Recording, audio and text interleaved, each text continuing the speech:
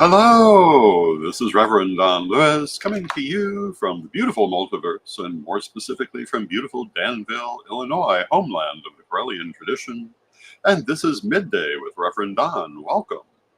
And as you know, if you follow Midday with Reverend Don, you can type your questions or comments into whatever platform you happen to be watching on. They'll show up here in my chat room and we can talk directly.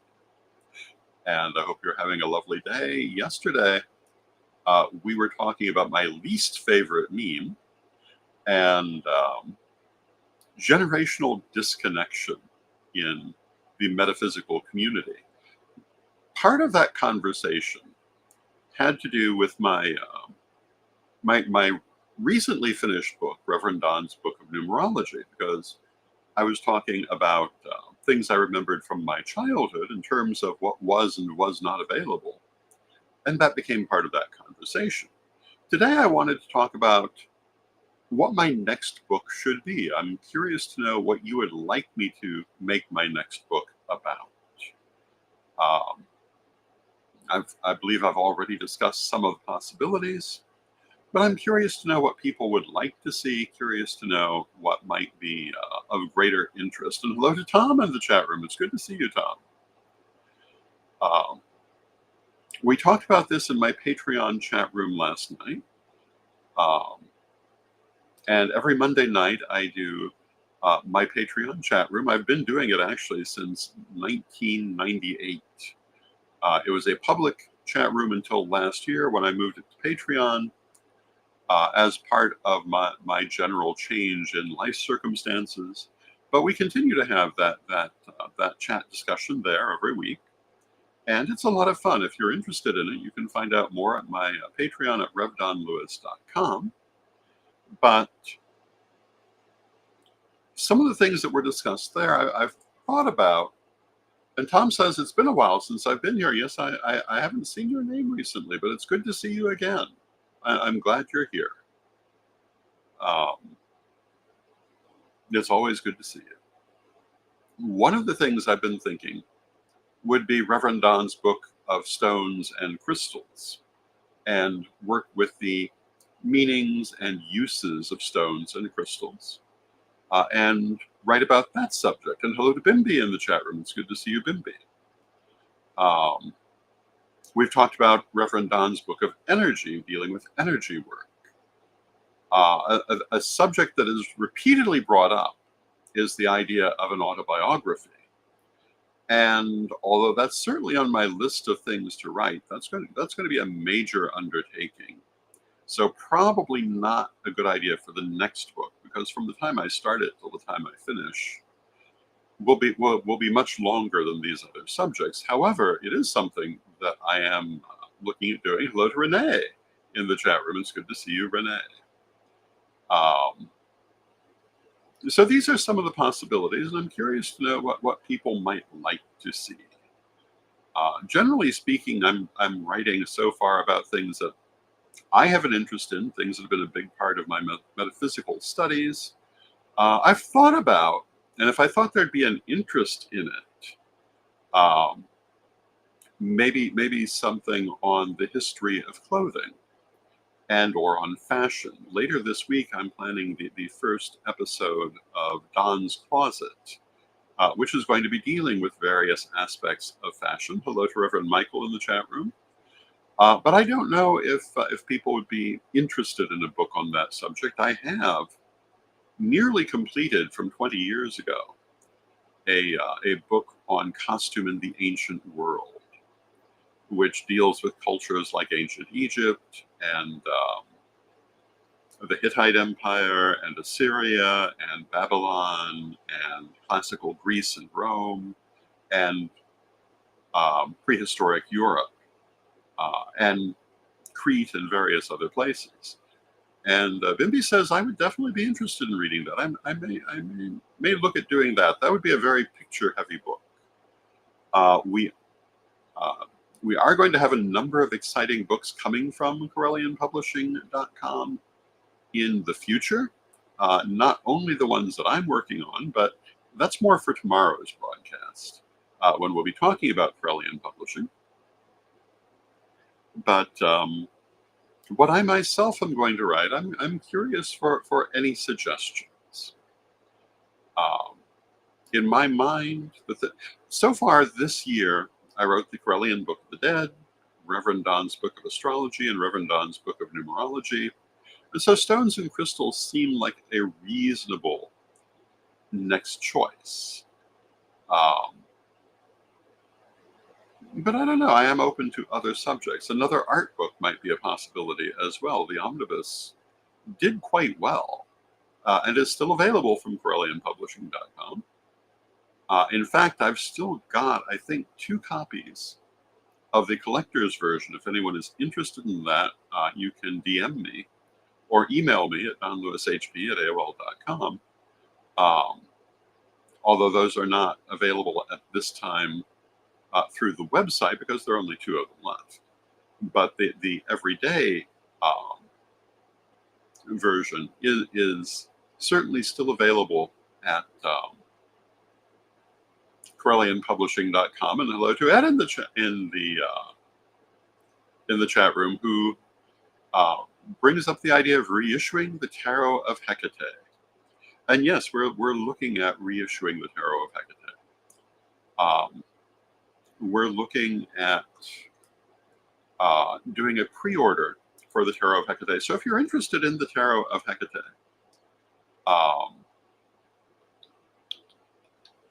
you can,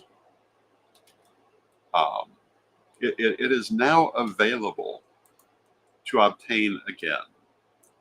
And it is available for pre-order. And in fact, it's available for pre-order now for $60. And our plan is that we will make the order when we receive the first 10 pre-orders. So if you're interested in the Tarot of Hecate and you've been waiting for a chance to buy it, although this is the very first public announcement, but you can do it now. So Reverend Michael says, I would like a deck.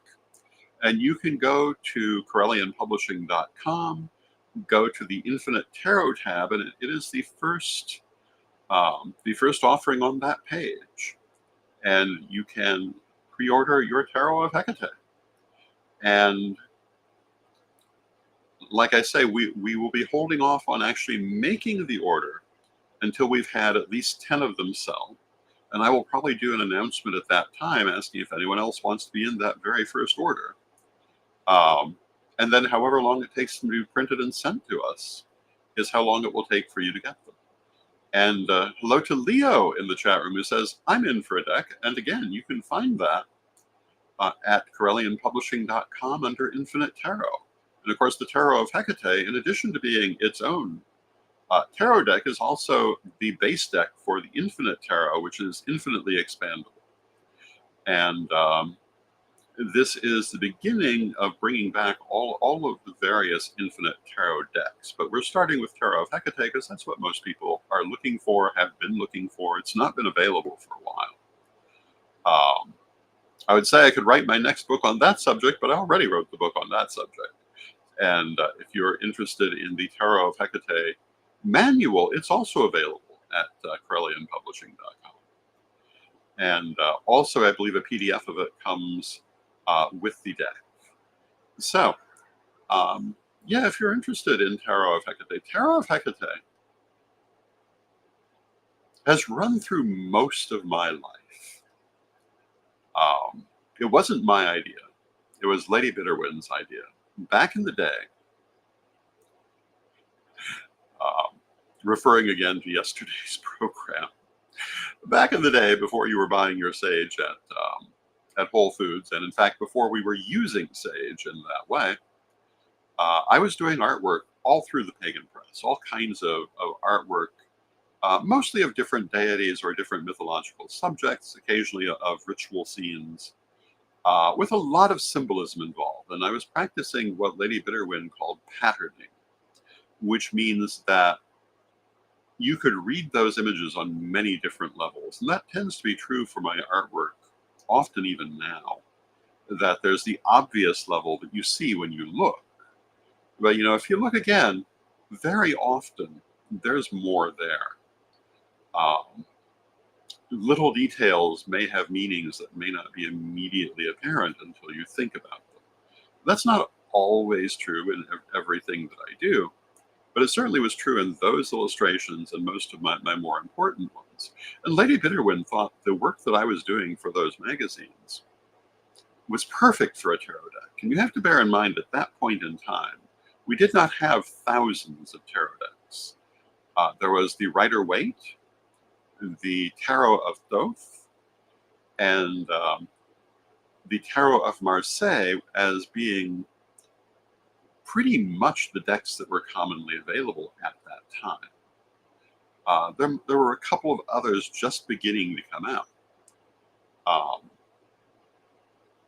But she felt it would make an excellent tarot deck, and some of the artwork that I had done for those magazines, in fact, is in the Tarot of Hecate. And pardon my phone. Obviously, someone who does not know me and does not know that I am online at this moment, so I am not here for them. If they have the sense to call back in half an hour, it'll be another matter. But if you look at, for example, the High Priestess card in the Tarot of Hecate, she was originally done probably for the Unicorn, which was the magazine of the Rowan Free Church. I believe it still is.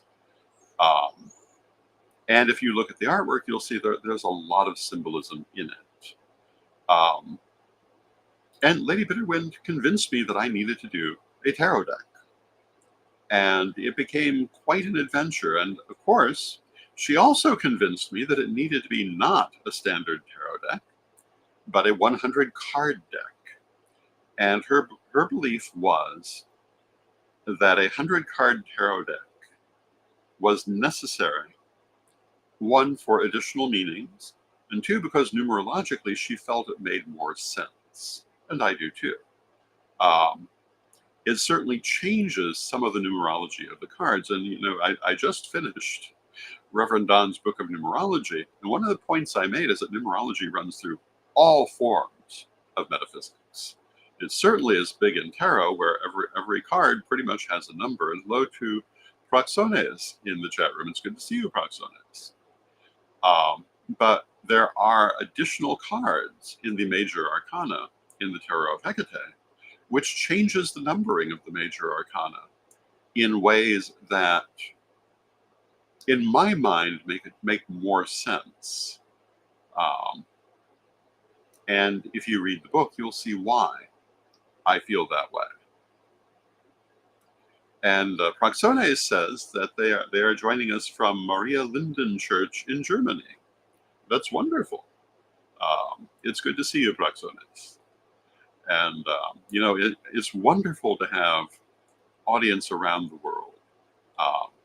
I know it's much later there than it is here, but it's good to see you. And getting back to the Tarot of Hecate, it also includes an additional suit.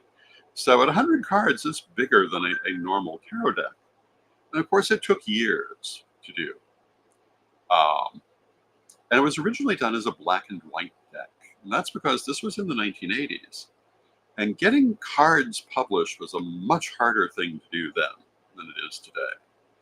I believe we first brought out the Tarot of Hecate 20 years ago because the ability to have cards published had become so much easier. But back in the 80s, I was working with Gemini Press, and they were going to publish it. But they felt they needed to start with a black and white version to keep the cost affordable. And so the original artwork was all black and white.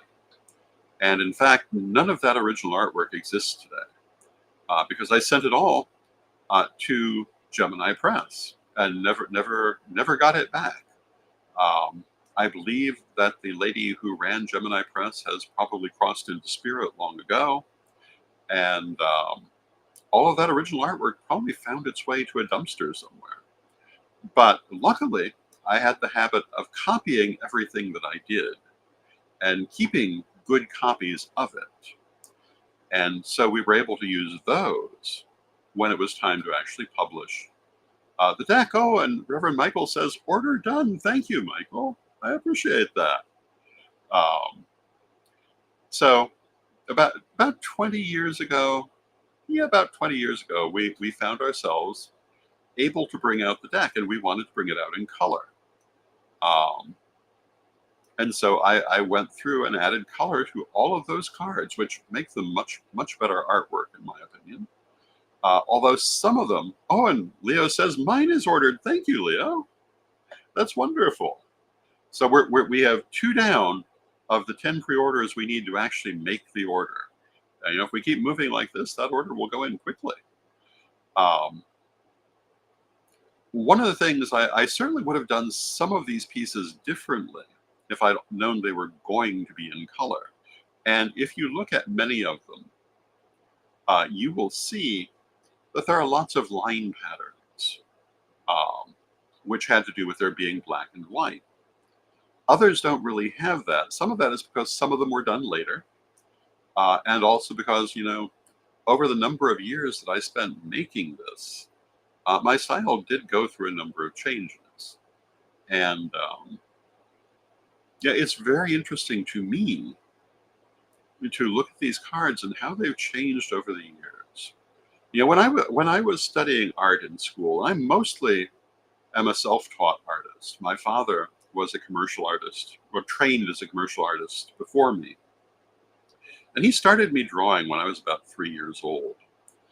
And he did not have a lot of patience for my drawing because he was a Capricorn and very literal in his artwork. And I am a Gemini, not literal in mine. But he did come to like my artwork as I got older. But the way that I got there is not the way he would have done it. But I had the benefit of having all of his instructional books when I was a small child. And I wish I had those today. They were lost later when after he died, the house was more or less looted. But they were really quite good instruction. And I'm very glad to have had them. Later, I did take art classes in college, for example. And they did not like my art at all. I remember one teacher, a lovely teacher, beautiful person, but she looked at my artwork and said, boy, you really blow your head off with color. And hello to Fox for a Witch, who says, hello, Lord Don. Hope you're having a wonderful day. Thank you, Fox for a Witch. I am. And currently talking about the Tarot of Hecate, which is proving to be surprisingly enjoyable. And if you've been wanting to get a copy of the Tarot of Hecate, we are reintroducing it, and today has been the first announcement of that. And if you would like to pre-order a copy, you can do so at CorellianPublishing.com under the Infinite Tarot tab. You can pre-order it for $60, and as soon as we have 10 pre-orders, we will get them from the publisher and send them out to you. And as I was saying, when I was in college, they did not like how I handled color. And part of that, I've talked before about the fact that I look typing paper white, but I am actually of mixed ethnic origin, and I use color much more in the manner you would expect from someone who's not strictly speaking white. It just really was not beige enough for my instructors, and they were quite horrified by my attitude toward color. But I found that many people have loved it now as time has gone on. And if you look at the Tarot of Hecate, you'll clearly see exactly what I'm talking about, because there's color everywhere. It is not a gray deck. My wardrobe is highly gray. My artwork is not, except when it's black and white. Even then, it rarely had gray in it. It was all black and white. Very dramatic in its color, well, in its palette. But yeah, I'm looking even now at the pictures of the cards, and my theory was always to use strong colors, but try to keep them in balance. And I love those strong colors. And you'll frequently see them also in my wardrobe, although I've been accused of having only gray clothing. But the other day I was wearing a green shirt with a purple tie, which I think is equally much to my taste. And I have some quite remarkable colors in my wardrobe, and in the past I've had more remarkable colors. And when we talk about possibly later a book on fashion or a book on fashion history, um, color would be an aspect of that. I often talk about the magical aspects of color. We haven't done a show on that subject for a while. But the clothing that you choose to wear does impact you energetically. It's one of the reasons why, when I approach wardrobe, I approach it in a conscious manner. I choose the clothing that I'm going to wear, partly either to reflect how I feel or to effect how I feel. Today I'm wearing gray and black, which is a nice peaceful combination. If you want to be feeling peaceful and calm, these are great colors to choose. Um, if you want to be feeling vibrant, reds or oranges or yellows are all good colors, depending on exactly what kind of vibrance you're looking for, or any bright color in one way or another. But color is an important thing. The way we color our rooms. I grew up with the attitude that an all-white house meant you were renting. And if you owned the house, the walls were going to have color. Now, that's not such a common point of view today because white has become very fashionable. And it's no surprise, things have become so emotional in the wider culture that neutral colors are very fashionable in interiors in the last few years. Because, again, color affects you energetically. When you're surrounded with neutral colors, you're going to feel more peaceful and more at ease. Um, and Foxfur says, I'm looking at them now. They're beautiful. I love the artwork. Thank you, Foxfur, which I appreciate that.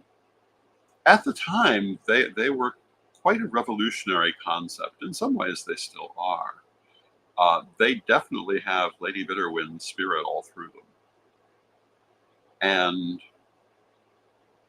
one of the things I teach when I teach tarot is that the major arcana not only addresses spiritual issues, but it tells the story of creation and incarnation. And because of the extra cards in the Tarot of Hecate, I think it does a slightly better job telling that story. And if you read the book that I have written about the cards, it will explain that. As I say, we do offer a PDF to go with the deck, or you can get the book itself, which includes pictures of the cards. But I feel that each of those major arcana cards speaks about a certain aspect of our existence in this world and speaks to its deeper spiritual meaning. And that is one of the great mysteries of tarot, I feel. And when we look at the minor arcana, of course, they're dealing more with everyday life. Unlike some people, I will also use the major arcana to address everyday life. And I explore both the cosmological and the practical meanings of those cards. But the cosmological meanings I feel are very important. I write in the degree lessons about the idea that the tarot is a visual scripture. And this is what I mean by that the major arcana can be used to understand the nature of existence. And the fact that the Fool is both the number 0 and the final card as well is part of that. And that is the idea of as above, so below. The beginning and the end are the same place. And you never really move from it. You only think you do. You're always the Fool as you go through the major arcana. But you experience all these different states of being. And I think that's ultimately the nature of incarnation. We are, in the end, an expression of the spirit that runs through everything. But to get to where we are now, we've come through many steps. And it is largely a matter of how you look at it, how much we are all the same and how much we're different. I talk about that extensively in my writings. And I've been known to compare it to a chain of fairy lights, or if you prefer, Christmas lights or holiday lights. But we'll call them fairy lights for this purpose. And every bulb is separate. Every bulb, in many cases, has its own color. Some of them are set to twinkle at different paces, but they're all the same electricity running, and it runs through the entire wire. And yes, there is a sequence of the bulbs. Yes, there are many differences between them. And if you look at the bulb, it's very unique and individual. But if you think about the chain of fairy lights itself, it's a single thing. And when we talk about the great diamond of creation, that's how I see it too. I think that deity and existence both are a single stone of many facets. And if you look at that facet, it's very individual. But you can also look at the stone, and the stone is a thing in itself. And how you look at it is really what decides what you see. But the one thing that you must not do is try to look at it simplistically, because then you end up with needlessly narrow definitions. But that is the subject for another time. We started our talk today with what should be my next book. And I don't think we've exactly resolved that. But what I would ask you to do is, if you have a preference for the book you'd like to see, consider posting that on my Facebook page. And we will, hello to Aisa in the chat room. And we will go from that. And with that, we're coming down to the end of our half hour. Now, tomorrow I'll be back again with Chris Copeland, and we'll be talking about Corellian publishing itself. And we'll have quite a bit to say about that, I imagine. And I hope you'll join us for that. And we'll talk not only, and hello to Lavola in the chat room. And Lavola says, interesting conversation. Thank you, Lavola. I think these last few days, going through the last week and so forth, I think we've had a number of really interesting conversations, and that's part of why I do this, to have interesting conversations with you. And in talking about my chat room that I do through Patreon, I talk about how you never know what we're going to talk about, but we might talk about art or history or metaphysics or the witchness of the why, and this program's kind of that way too. Yesterday we were talking about my least favorite meme, which actually turned into a discussion of history and generational disconnect. I'm trying with all my might not to talk about my other least favorite meme, because it has no metaphysical relevance, though it does have a lot to do with generational disconnect. But tomorrow we'll be talking again with Chris Copeland about Corellian publishing, and various books coming shortly from Corellian publishing, not just from me. And in future, you're going to see many more authors coming through Corellian publishing. So please join us for that, and I hope that you have a wonderful rest of your day. Again, the first episode of Don's Closet will be later this week. If you are in the Danville area, Gaia Thrift will be open this weekend. We will be having dollar days. It will be quite lovely, I'm sure. I hope that some of you will join us for that, and I'm sure I will come to you through video during that period. And with that, I'm going to wish you a wonderful day, and let us close with our prayer as we always do. Divine Mother Goddess, Divine Father God, beloved ancestors, we thank you for all the wonderful things that you do in our lives. We rejoice in the beautiful colors of this world. We rejoice in the many different ways that people perceive them, in the different ways that people perceive the world. Every day is a beautiful day when we know to look for that beauty. It's not always the same, but it's always there. And we ask you to help us to always find that beauty. Help us to find the good things in life, even when bad things are happening. Help us to draw with all the colors of the wind, to borrow a phrase, and to see those colors in our lives. And beloved Mother Goddess, beloved Father God, beloved ancestors, we thank you for all that you do for us. And knowing you are always with us, from respect, we thank you for your presence, and may you be blessed now and always. May you be blessed now and always, and I shall look forward to seeing you again tomorrow, when I will have some other eccentric color combination in which I will take great delight, and hopefully you will too. So have a lovely day.